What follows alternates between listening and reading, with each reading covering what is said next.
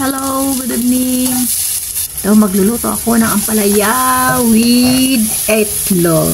Ayan, aking ginisa yung sibuyas bawang at sinunod ko ng aking ampalaya. Ayan, halo lang.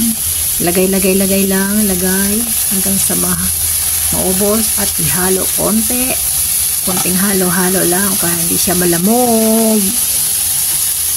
Ayan, konting halo lang kasi kailangan half cook lang siya.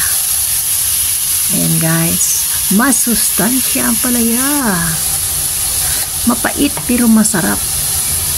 Yan ang palaya, lagay ng asin at isunod na rin ang pamintang durog.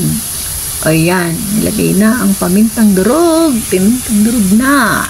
At syempre, hindi mawala ang ating magic granules.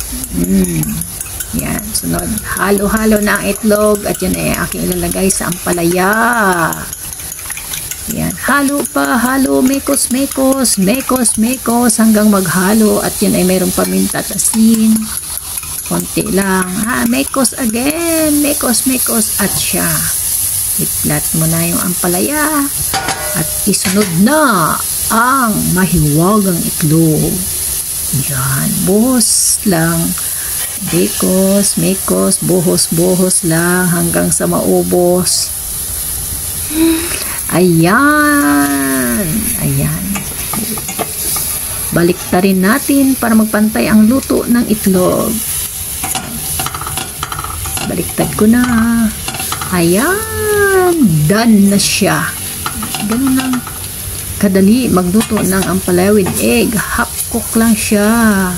Crunchy. Masarap yan. Masarap, masustansya. Thanks for watching.